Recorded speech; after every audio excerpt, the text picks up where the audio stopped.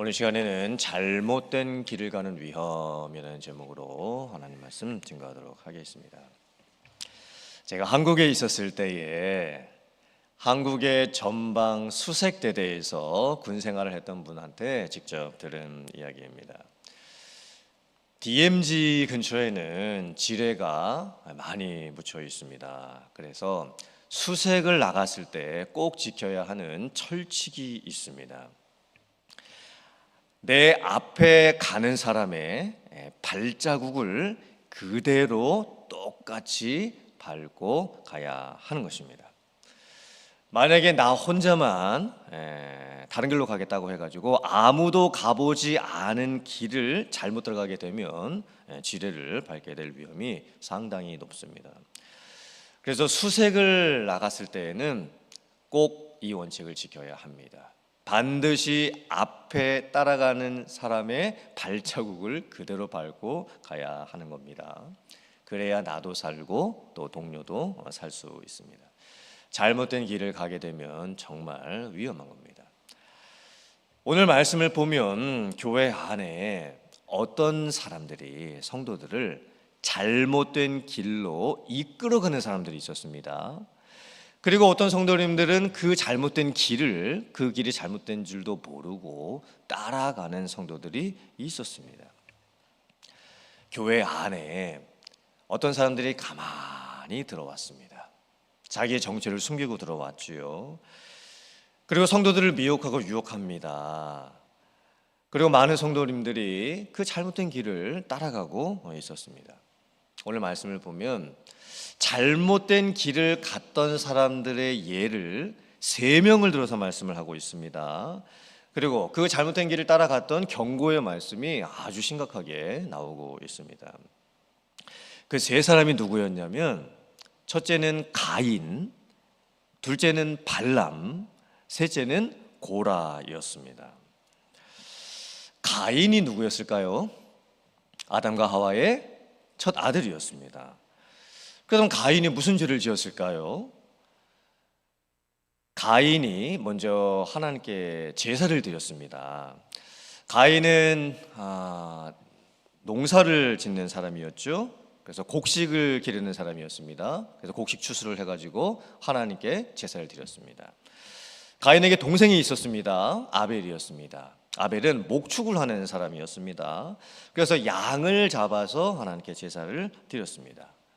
그런데 하나님께서 가인의 제사는 받지 않으시고 아벨의 제사만 받으십니다. 그래서 가인이 화가 나게 되지요. 결국은 그 화를 이기지 못하고 동생 아벨을 살인하고 죽이게 됩니다. 가인의 죄는 2가지였습니다. 첫 번째는 하나님께 온전한 제사를 드리지 못했던 것, 그리고 동생을 살인하고 죽였던 것. 하나님께서 왜 가인의 제사를 받지 않으셨을까요? 이제 어떤 해석은 동생 아벨은 하나님께서 가르쳐 주셨던 이 동물을 잡아가지고 동물의 피로써 하나님 앞에 제사를 드렸기 때문에 하나님께서 받으셨고, 가인은 동물의 제사를 드리지 않고 곡식의 제사를 드렸기 때문에 하나님께서 가인의 제사는 받지 않으셨다, 이렇게 해석을 하기도 합니다. 하지만 이 모세의 율법은 훨씬 이후 세대에 만들어진 것이죠. 가인의 시대에는 하나님이 가르쳐 주셨던 제사법이 따로 있지 않았던 때였습니다. 창세기 4장 5절 말씀을 보면 이렇게 말씀합니다. 가인과 그의 제물은 받지 아니하신지라. 가인이 몹시 분하여 안색이 변하니. 자, 가인이 하나님 앞에 제사를 드렸을 때 하나님께서 받지 않으신 이유가 뭐였을까요? 하나님께서 가인과 그의 제물은 받지 아니하신지라, 이렇게 말씀하고 계십니다. 즉, 하나님께서 보셨을 때 이 가인이 드렸던 이 제물이 먼저 문제가 있었던 것이 아니었고 가인에게 먼저 문제가 있었던 겁니다. 즉, 하나님께서 가인의 인격과 삶을 받지 않으신 거예요. 하나님께서 가인의 삶을 보셨을 때에, 그 마음의 중심을 보셨을 때에 하나님께서 도저히 받으실 수 없을 만한 그런 마음을 가지고 있었던 겁니다. 그런 삶을 살고 있었던 거예요. 그래서 하나님께서 가인과 그의 재물을 함께 받지 않으신 겁니다. 가인은 어떤 사람이었을까요? 하나님께서 자기의 제사는 받지 아니하시고 동생의 제사만 받으셨을 때 하나님 앞에서 안색이 변하는 사람이었습니다. 하나님 앞에서 화를 내는 사람이었던 거예요. 그러므로 이런 모습을 보면 가인의 마음과 삶에 정말 심각한 문제가 있었던 거죠. 어떻게 하나님 앞에서 직접적으로 화를 낼 수가 있을까요? 어떻게 하나님 앞에서 얼굴색이 달라지고 바뀔 수가 있었을까요? 그래서 가인은 이 동생 아벨까지도 이제 살인하고 죽이게 되는 겁니다. 즉, 이 가인의 모습을 잘 보세요. 가인은 하나님과의 관계가 올바르지 못했습니다. 먼저 그거를 잘 했어야 됐지요. 하나님과의 관계를 먼저 제대로 잘 했어야 했습니다. 하나님 앞에서의 옳은 마음과 옳은 삶의 태도를 가지고 살아야 했었지요. 근데 그게 안 됐던 거예요. 하나님과의 관계에 문제가 생기다 보니까 사람들과의 관계에서도 문제가 생길 수밖에 없습니다.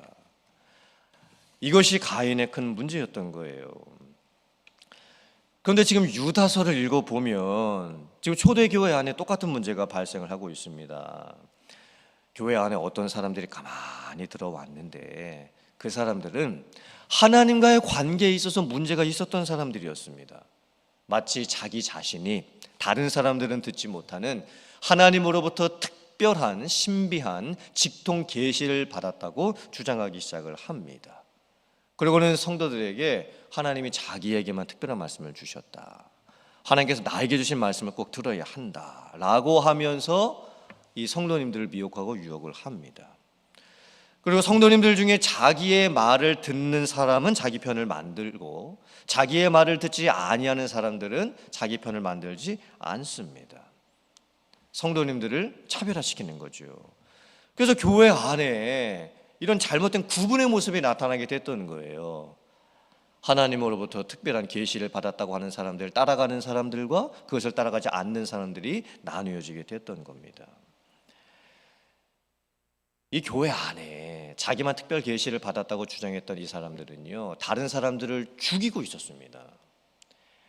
직접적으로 육체로 다른 사람을 죽이는 것도 살인이겠지만 말로 다른 사람들을 죽이거나 인격으로 다른 사람을 죽이거나 제일 위험했던 것은 영적으로 다른 사람을 죽이는 거였죠. 지금 교회 안에서 이런 사람들이 나타나게 됐던 거예요.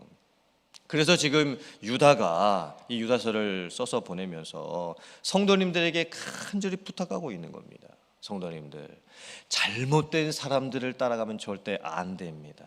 그 사람들 따라가면 큰일 납니다. 바른 길을 갈 수 있어야 합니다. 옳은 길을 갈 수 있어야 합니다. 그 바른 길, 옳은 길이 무슨 길일까요? 십자가의 길이지요. 오직 예수 그리스도만 바라보고 갈 수 있어야 합니다. 오직 십자가만 바라보고 우리가 갈 수 있어야 합니다. 은혜 안에서 주어진 믿음의 길을 우리가 갈 수 있어야 합니다 라고 하면서 성도님들을 이제 권면하게 되었던 겁니다. 자, 오늘 유다서 말씀을 보면 이제 두 번째 잘못된 길을 갔던 사람의 예를 발람을 예를 들고 있죠. 이 발람에 대해서는 제가 이제 우리가 금요 예배 때 민수기 강해 설교를 하고 있잖아요. 이제 조금 있으면 발람에 대해서 아주 자세하게 나옵니다. 그래서 제가 오늘은 말씀드리지 않고 금요 예배 때 말씀을 드리도록 하겠습니다. 자, 세 번째 잘못된 길을 갔던 사람이 얘는 누구였죠? 고라라고 하는 사람이었습니다. 고라가 또 누구일까요? 고라는 레위의 후손이었습니다. 하나님께서 레위 지파를 특별히 선택해 주셨죠. 그래서 성막 봉사를 맡겨주셨습니다. 성막에서 제사장들을 도와가지고 제사를 드리고 또 성막의 모든 기구들, 물품들을 관리하는 아주 특별한 일을 맡겨주셨습니다. 그런데 이 제사장과 대제사장은 누구만 할 수 있었냐면 이 레위의 후손들 중에서도 특별히 아론의 후손들만 할 수가 있었습니다.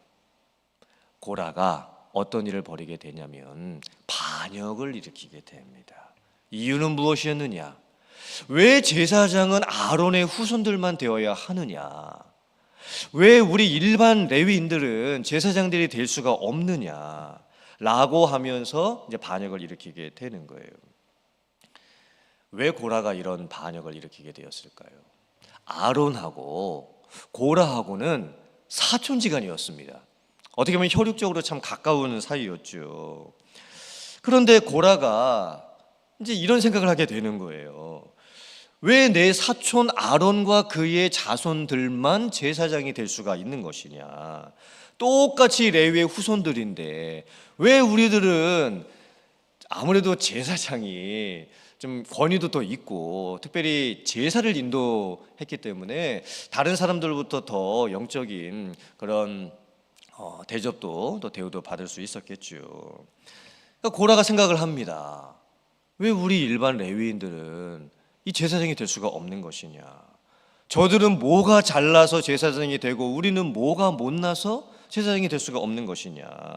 라고 하면서 반역을 일으키게 됐습니다. 이 고라의 잘못이 무엇이었을까요? 하나님의 선택과 하나님의 뜻을 불순종하는 것이죠. 그리고 본인이 레위인으로서 지켜야 될 자기의 자리도 지키지를 않습니다. 사실 레위인이 되었다는 것만으로도 엄청난 하나님의 은혜였습니다. 사실 레위인도 아무나 될 수 있는 것이 아닙니다. 성전에서 제사장들을 돕고 성막 기구와 물품들을 관리하는 그 일조차도 아무나 할 수가 없었습니다. 본인도 특별한 선택을 받았지요. 그런데 그것으로 만족을 하지 못했던 거예요. 고라는 자기가 제사장이 되고 싶었습니다. 제사장의 역할을 하고 싶었던 거예요. 그리고 고라가 또 어떻게 하냐면 이 불평 불만을 다른 사람들에게 이야기를 하기 시작을 합니다. 그래서 고라를 따르는 사람들이 생기게 되었는데 루벤 지파의 다단과 아비람과 온이 주동이 되어서 지휘관 250명이 이 고라와 함께 반역을 일으키게 되는 거예요. 이 고라의 잘못이 뭐였을까요? 당을 지은 것입니다. 하나님의 백성들을 선동해서 자기를 따르는 자기 편을 만들게 되었습니다. 하나님께서 이 일로 인해서 크게 진노하시고 징계하십니다. 먼저는 이 고라와 이 고라의 자손들을 어떻게 징계하시냐면 땅이 갈라지게 하십니다. 그럼 거기에 서 있던 이 고라와 고라의 자손들이 그 땅 속에 파묻혀 가지고 죽임을 당하게 하십니다. 고라를 따랐던 250명의 지휘관들은 하늘에서 불이 내리게 하심으로써 그 사람들이 불에 태워져서 죽임을 당하게 됩니다. 근데 이 일이 있고 나서 하나님의 백성들이 어떻게 하냐면 이제 고라 자손들이 죽임을 당했잖아요. 그리고 고라를 따랐던 고라와 함께 당을 지었던 250명의 사람들도 죽임을 당했잖아요. 이 일로 인해서 모세와 아론을 찾아가 가지고 원망을 하기 시작합니다. 모세와 아론이 잘못해서 이런 일이 일어나게 됐다라고 하면서 모세와 아론을 비방하게 되는 거예요. 그때 하나님께서 연병, 전염병을 또 일으키게 하십니다. 또 징계를 내리시게 되죠. 그 일로 인해서 하나님의 백성들 중에서 14,700명이 전염병으로 죽임을 당하게 됩니다. 그리고 하나님께서 이제 확증을 해 주시는데 아론의 지팡이에만 싹이 나게 하시고 나무가 자라게 하시는 것을 하나님께서 하나님의 백성들에게 보여주십니다. 즉 하나님께서 왜 아론의 후손들만 특별히 선택을 하셨는지, 왜 아론의 후손들만 제사장이 될 수밖에 없는 것인지, 하나님의 선택과 권위에 대해서 하나님께서 특별한 방법으로 하나님의 백성들에게 표징으로 보여주셨던 거죠. 이 고라의 잘못이 뭐였을까요? 자기의 자리를 지키지 못했습니다. 그리고 다른 사람들이 하는 일을 또 부러워했습니다. 그리고 다른 사람들을 선동했죠. 그리고 하나님의 뜻에 대적한 것이 큰 잘못이었습니다. 근데 이 일이 똑같이 초대교회 안에도 일어나고 있었습니다. 교회 안에 가만히 많이 들어온 사람들이 거짓 교사들이었고 거짓 선지자들이었는데, 이 사람들은 자기들이 직통 계시를 받았다고 하면서 교회 안에 이미 있었던 사도들의 권위를 인정하지 않습니다. 교회 안에 이미 있었던 영적 리더들의 권위도 인정하지 않지요. 그리고 성도들 사이에서 다툼을 일으키고 갈등을 일으키면서 편을 갈라가지고 자기를 따라가게 만들게 되었던 거예요. 그래서 오늘 유다서 말씀을 보면 그런 잘못된 길로 사람들을 이끌었던 사람들을 이렇게 경고하고 권면합니다. 이 사람들은 참 목자가 아닙니다. 자기 몸만 기르는 거짓 목자입니다. 이런 사람들을 따라가면 안 됩니다. 성도님들은 각자의 자리를 잘 지킬 수 있어야 됩니다. 라고 하면서 이제 권면을 하게 되는 거예요. 오늘날 우리들이 살고 있는 시대도 똑같습니다. 우리들도 신앙생활 하다가 보면 여러 가지 잘못된 길로 가는 경우들이 많이 생기게 되죠. 먼저는 우리가 가인과 같이 하나님과의 관계에 있어서 내가 잘못된 부분은 없는가 살펴볼 수 있어야 됩니다.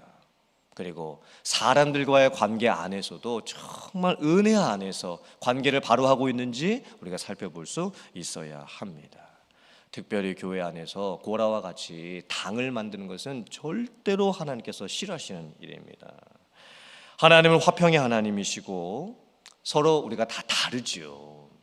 차이도 있습니다. 하지만 모든 것이 합력하여 선을 이루어 가기를 하나님께서는 원하십니다. 내가 잘못된 길을 가고 있던 그런 모습이 혹시라도 있다면 우리가 돌이키고 다른 사람들과 함께 옳은 길, 바른 길, 십자가의 길을 걸어갈 수 있는 여러분들 되시기를 주님의 이름으로 축원합니다. 우리들 주변에 내가 살펴야 될 사람이 누가 있을까? 또 도와줘야 될 사람이 누가 있을까? 어떻게 하면 우리가 함께 바른 길을 걸어갈 수 있을까를 생각을 하면서 주님께서 우리에게 보여주셨던 그 복음 안에서, 은혜 안에서 십자가 바라보고 주님만을 온전히 따라갈 수 있는 여러분들 다 되실 수 있기를 주님의 이름으로 축원합니다. 아멘.